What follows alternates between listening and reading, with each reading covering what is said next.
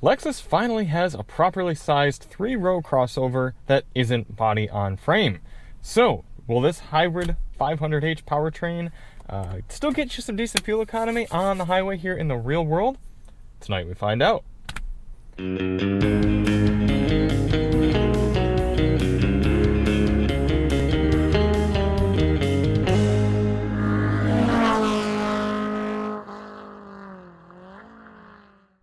Hey everybody, it's Charlie from Daily Motor, and tonight we've got the real-world highway fuel economy test on the 2024 Lexus TX500H. In this test, we're going to head out on the highway and do 50 miles out and 50 miles back, averaging 70 miles per hour, to get you a realistic fuel economy number for this crossover. Before we get started, let's hop out and take a look at it. Interestingly, the 500H, which is the 2.4-liter turbocharged motor paired up with a hybrid powertrain, non-plug-in, you can only get this with the F-Sport package. And I think F-Sport is pretty silly for a vehicle like this.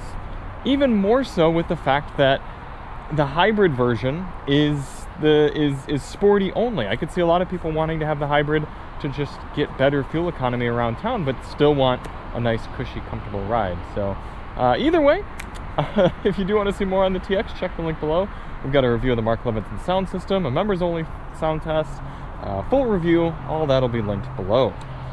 So I feel like the highway is louder than usual tonight. I wonder if the wind is coming out of a different direction or something. So why do we do this test? Well, the EPA's highway fuel economy test, which gives this TX 28 miles per gallon. It's actually the most fuel efficient so far published on the EPA, because the 550H hasn't been published, the plug-in hybrid. That test from the EPA only averages 48 miles per hour.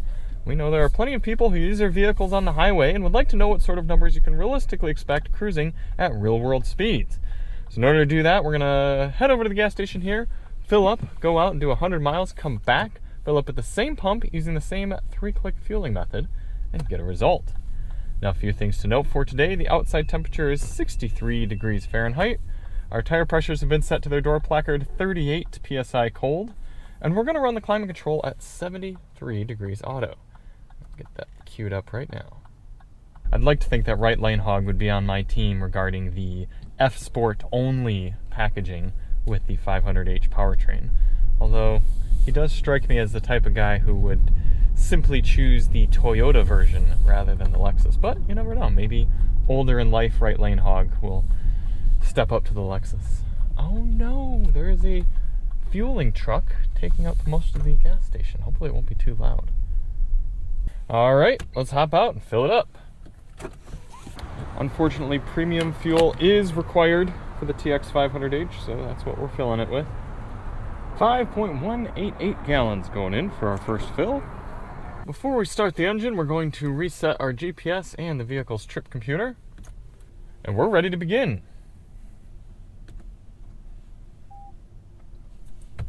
And we do have a few different drive modes here in the TX500H. We've got normal, sport, eco, and custom. We're going to run this test in eco. It's supposed to change the climate control parameters a little bit, so it might squeeze out just the slightest better fuel economy. Now, the goal of this test isn't to hypermile. We're not trying to get the best possible fuel economy for the car, but rather a realistic figure. In order to do that, we're going to get up to highway speed here at a reasonable pace and set our cruise control at a GPS indicated at 71 miles per hour. That should give us about a 70 mile per hour average over the test.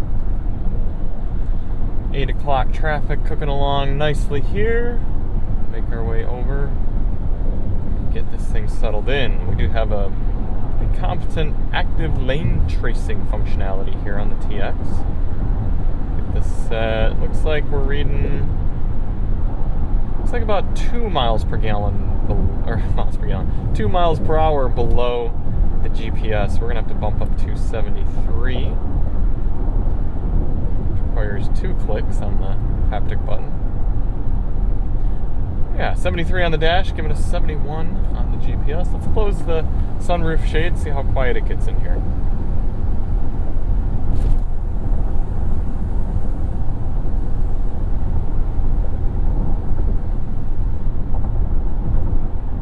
Okay, I'd say pretty good. We're on a fairly loud section of concrete highway, so a little bit of road noise is to be expected.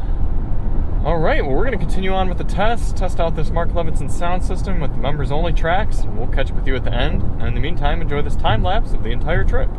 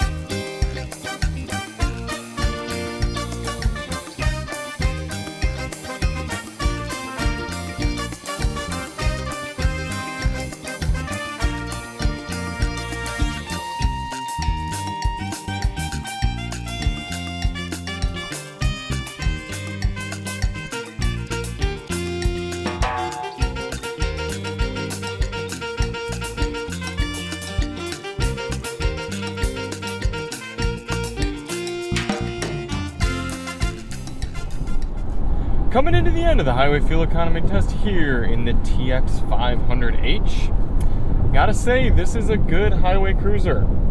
Seats are comfortable, sound system is strong. Gonna have to give it a final evaluation tomorrow. It's not gonna be top tier, but it's good. It's definitely good. The screen works well, cruise control works well, active lane keeping works well.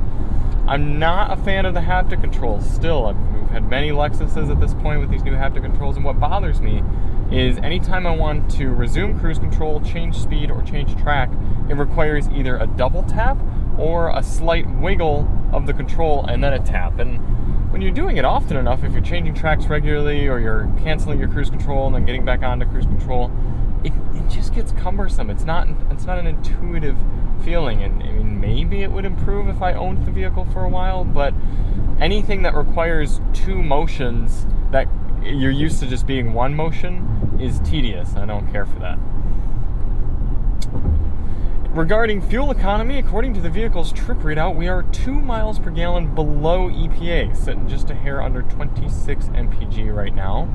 I will point out that the vehicle's odometer runs about 2 miles low after 100 miles. So right now the car's saying we've only traveled 94.8 miles, and, well, yeah, 27.8, and the car is saying, or the GPS is saying we've done 96.8. So maybe that's throwing off the fuel economy readout. I'm not certain, but a bit strange there. Maybe some pre-production woes, I'm not sure.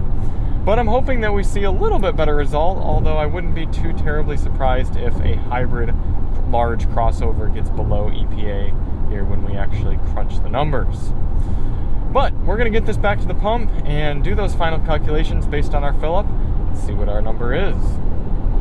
3.679 gallons going in for our final fill. 100 miles on the dot travel divided by that 3.679's given us. Alright, so a little bit better than the vehicle's trip readout, 27 miles per gallon. That seems like a pretty fair number. It's a little bit below EPA, a little bit above the trip computer, 27 miles per gallon. You know, for the capabilities of this vehicle, 5,000 pound tow rating and being able to take all these passengers and everything, could do a lot worse. Good bit better than the body-on-frame Lexus SUVs that we're used to. We've got a 17.1 gallon fuel tank in here, so 17.1 times 27 miles per gallon. It's giving you an effective highway cruising range of 460 miles here in the TX500H. Now that's going to be a little on the low side for a crossover. I know a lot of people like to be able to put down some more miles and being able to just cruise, especially if you load this up with kids, and especially if you were towing or anything, it's going to be a pretty short range. But if you're just cruising, I mean, at least you're getting that 400 mile mark. So thank you all so much for watching. If you do want to see more on the TX, check the link below, and we'll see you on the next one. I'm Charlie from Daily Motor, and as always, drive on.